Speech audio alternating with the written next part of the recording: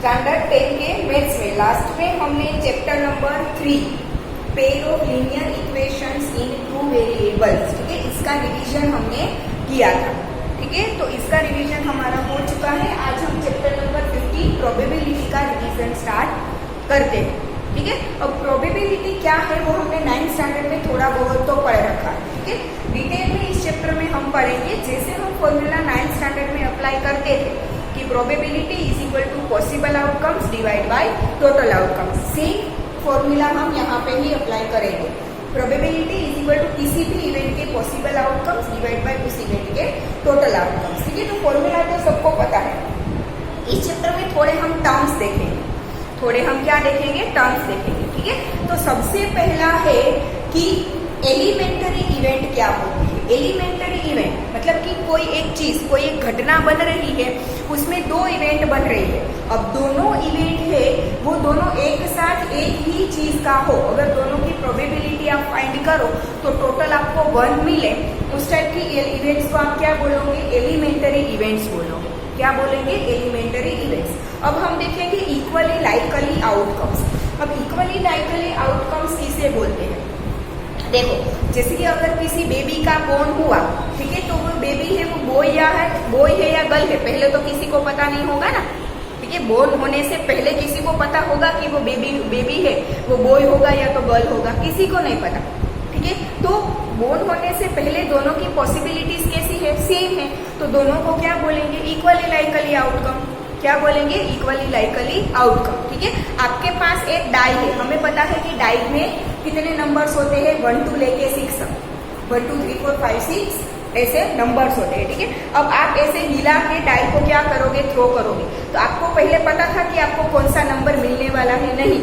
ठीक है, तो आपके पास जो 6 नंबर थे, 1 2 3 4 5 6, आपके पास जो 6 नंबर थे, 6 के 6 सबकी पॉसिबिलिटीज क्या होगी, इक्वल होगी ना, क्योंकि कौन सा आएगा वो तो हम डिसाइड कर नहीं सकते। हिला के थ्रो कर दिया, कौन सा आएगा किसे पता, कोई डिसाइड नहीं कर सकता, है ना।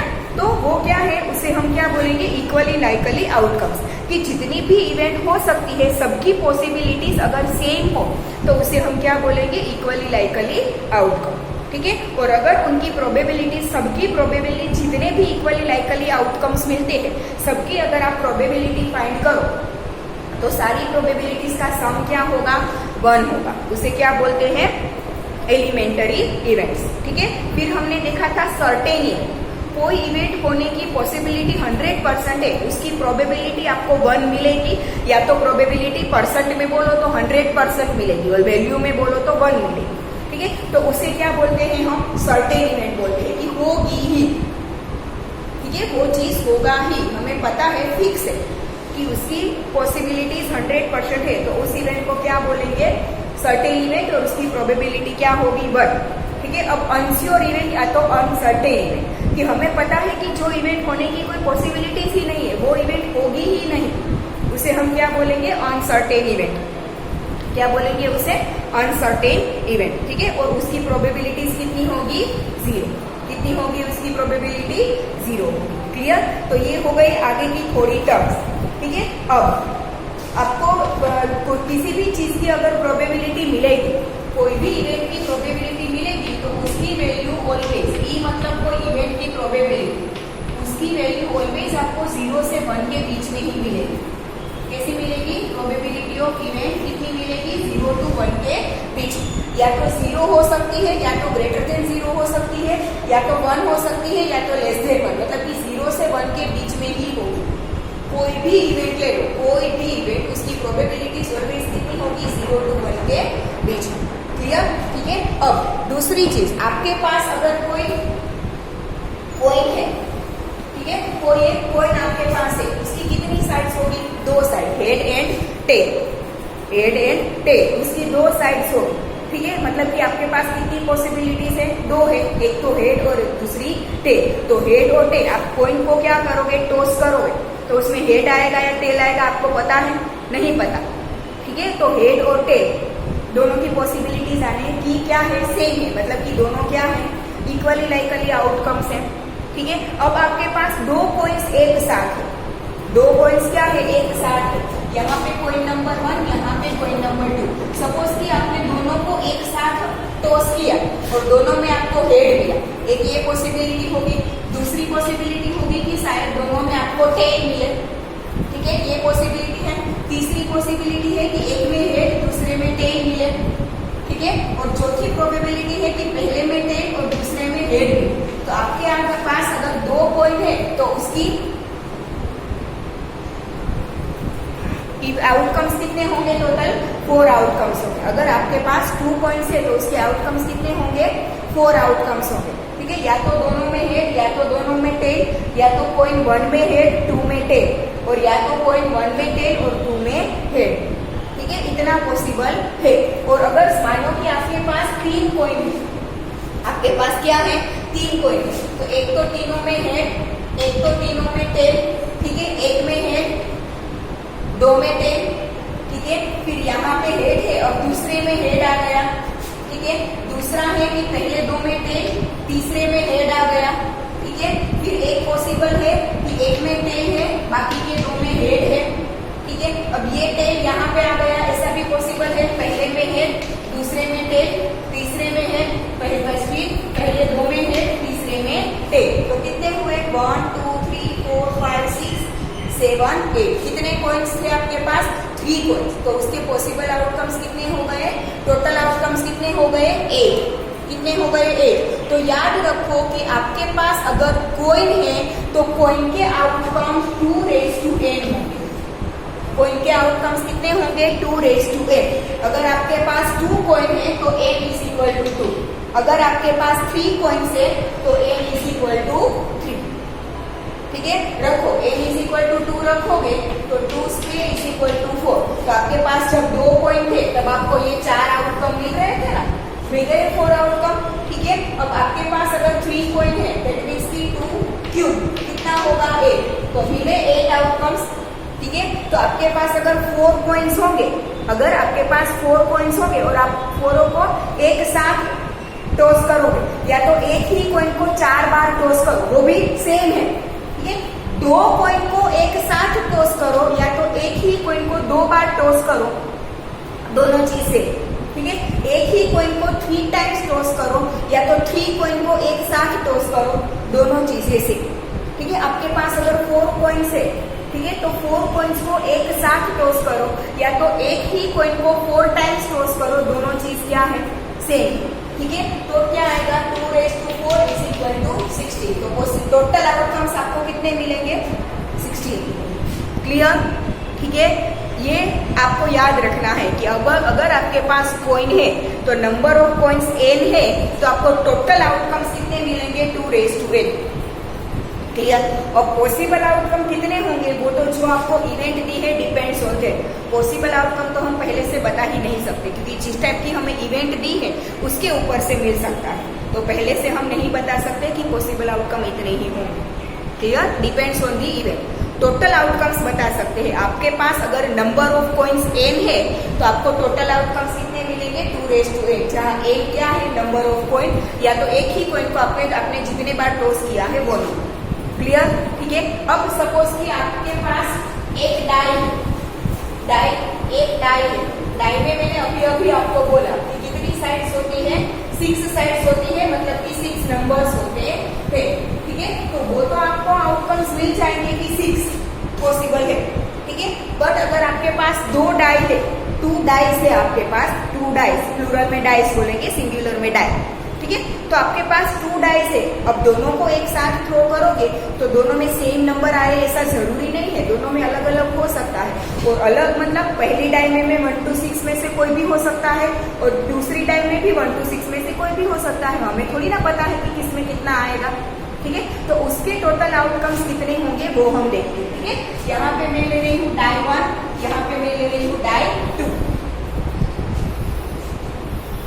ठीक है, डाई 1 और डाई 2, ठीक है। सपोज कि डाई 1 का नंबर 1 मिल रहा है 6 बार,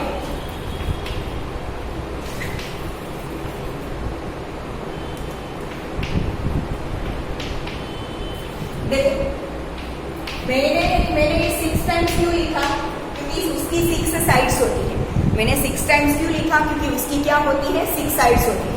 ठीक है। अब मानो कि डाई 1 में आपको 1 मिल रहा है तो उसके साथ डाई 2 का 1 to 6 में से कोई भी हो सकता है ना।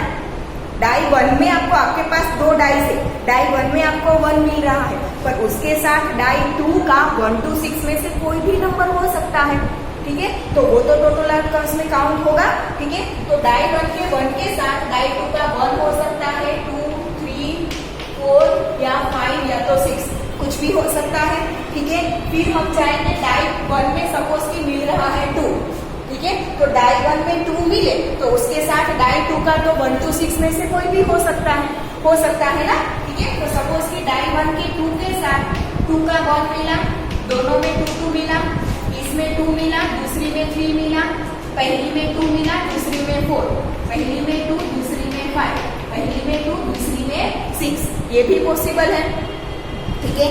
अब पहली में 3 हो तो दूसरी में 1, पहली में 3, दूसरी में 2, दोनों में 3, पहली में 3, दूसरी में 4, पहली में 3, दूसरी में 5, पहली में 3, दूसरी में 6, ये भी पॉसिबल है, ठीक है। पहली का 3 हो तब दूसरी का कोई भी मिल सकता है। अब पहली का 4 हो, पहली डाई का 4 हो, उसके साथ दूसरी का भी 1 to 6 में से कोई भी मिल सकता है। तो 4 के साथ 1, 4 के साथ 2, 4 के साथ 3, 4 के साथ 4, 4 के साथ 5 एंड 4 के साथ 6, ठीक है। अब पहली डाई में से 5 के साथ दूसरी का भी कोई भी पॉसिबल है, 5 के साथ 1, 5 के साथ 2, 5 के साथ 3, 5 के साथ 4,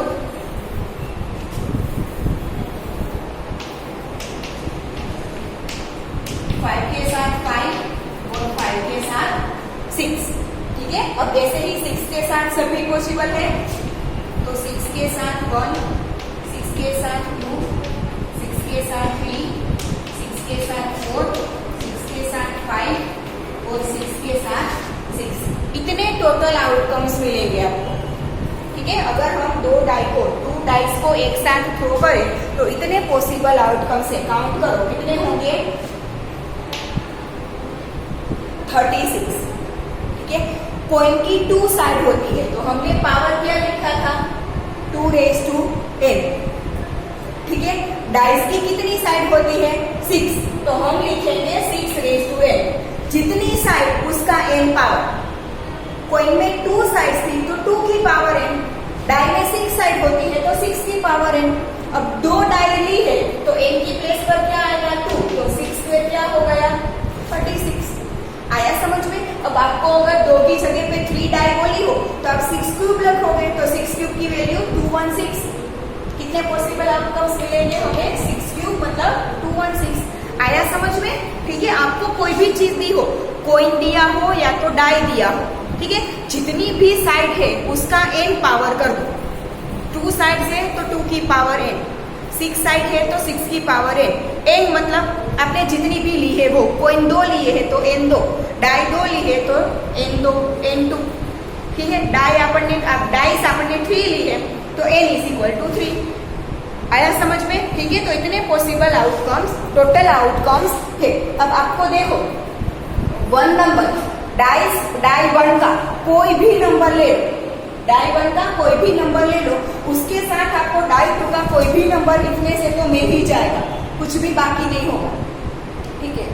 डाई 1 के कोई भी नंबर के साथ आपको डाई 2 का कोई भी नंबर का पेयर मिल जाएगा, एक भी पेयर आपको यहाँ पे बाकी नहीं बचेगा, क्लियर, ठीक है। तो ये हो गया वो total outcomes when we throw 2 dice together, ठीक है। या तो एक ही डाइस को 2 बार थ्रो करो तो भी सेम होगा, एक ही डाई को 2 बार थ्रो करो या तो 2 डाइस को एक साथ थ्रो करो, दोनों में सेम ही आएगा, जिसे कॉइन में था वैसे, क्लियर। तो ये हो गया डाइस वाला। अब देखते हैं हम प्लेइंग कार्ड्स। प्लेइंग कार्ड्स में टोटल कितने कार्ड्स होते हैं, 52।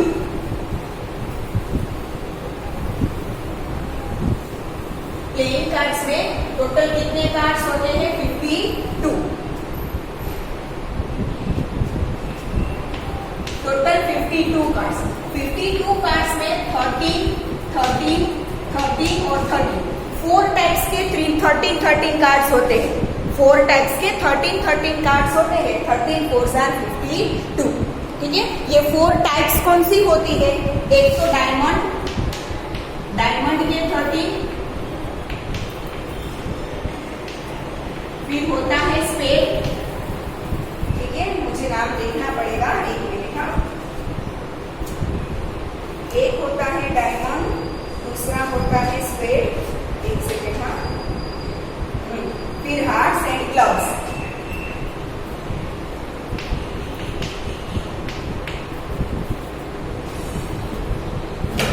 ठीक है। ये 4 टाइप के कार्ड्स होते हैं प्लेइंग कार्ड में, सबके 13 कार्ड्स होंगे। अब 13 कार्ड्स कैसे बनेंगे? सब में एक एस होगा, एक किंग होगा, एक क्वीन होगी और एक जेट होगा। सब में क्या होगा? एक एस होगा, सब में एक एक एस होगा, मतलब 4 एस हुए। सब में एक एक किंग, मतलब 4 किंग। सब में एक एक क्वीन, मतलब 4 क्वीन। और सब में एक एक जेट, मतलब 4 जेट, ठीक है। फिर नंबर्स वाले पेजेस होंगे, नंबर वाले कार्ड्स होंगे, नंबर 2 3 4 5 6 7 8 9 एंड 10। 2 से लेकर 10 तक के नंबर वाले सब में होंगे। 2 नंबर के कार्ड्स 4, 3 नंबर के कार्ड्स 4, 5 नंबर के 4, 4 नंबर के 4, 6 नंबर के 4, 7 के 4, 8 के 4, 9 के 4 और 10 के 4। इन सब के 4 कार्ड होंगे, एक एस डायमंड का, एक स्पेड का, एक हार्ट्स का और एक क्लब का। हो गए 4 एसेस। वैसे ही किंग, एक डायमंड का, एक स्पेड का, एक हार्ट्स का और एक क्लब का, ठीक है। मतलब आप याद आपको इतना रखना है कि कितने टाइप्स होते हैं? Diamond, spade, hearts and club. 4 type के कार्ड होते हैं, सब में ये 13 होते हैं, ये याद रख लो बस, ठीक है। एक टाइप के 13, वैसे दूसरी टाइप के 13, तीसरी टाइप के 13, चौथी टाइप के 13, 13 4 आर 52, क्लियर? आ गया समझ में? काउंट करो, 13 होंगे, 1 2 3 4 5 6 7 8 9 10 11 12 एंड 13 हो गए 13 कार्ड्स, ठीक है। सेम चीज हर एक में मिलेगी, क्लियर?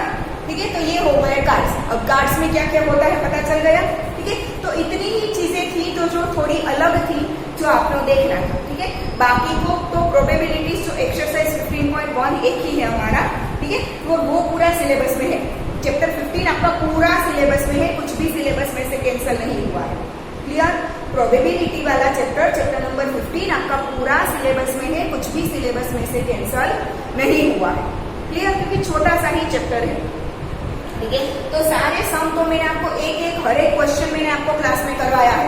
जो स्टार करके जो एग्जाम रिलेटेड नहीं था वो भी मैंने इस चैप्टर में तो आपको करवाया है, ठीक है ना। तो हर एक क्वेश्चन देख लो, सारे इजी है, सिर्फ आपको पॉसिबल आउटकम, टोटल आउटकम ही लिखना है, क्लियर? जो थोड़ा अलग सा था, जो समझने लायक था, जैसे कि कोइन का था हेड टेल वाला, फिर डाइस का था नंबर कैसे 36 पॉसिबल आउटकम्स होंगे, और फिर ये कार्ड्स का था, तो वो मैंने जो अलग था वो समझा दिया। बाकी सब तो same formula, possible outcome divide by total outcome, clear? ठीक है, तो ये हो गया चैप्टर नंबर 15 प्रोबेबिलिटी का रिवीजन, ठीक है। अब मैं एक्सरसाइज 15.1 में अगर कोई क्वेश्चन थोड़ा टफ जैसा दिखता हो तो वो मैं रिवाइज करवा दूंगी, ठीक है।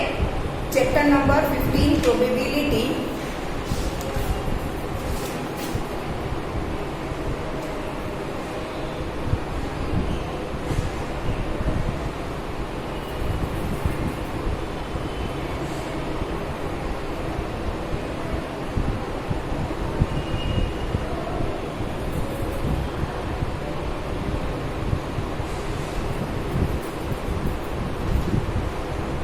नहीं है, ठीक है। सारे क्वेश्चंस बहुत इजी हैं, जो मैंने हर एक क्वेश्चन आपको क्लास में करवाया है, मतलब वीडियोस में करवाया है। डाउट हो तो 15 चैप्टर के वीडियोस देख लेना, ठीक है। क्वेश्चन वाइज 15 चैप्टर के वीडियोस जो मैंने आपको करवाए हैं वो देख लेना। यूट्यूब पर तो सारे पड़े ही होंगे, ठीक है, मिल जाएंगे आपको, क्लियर?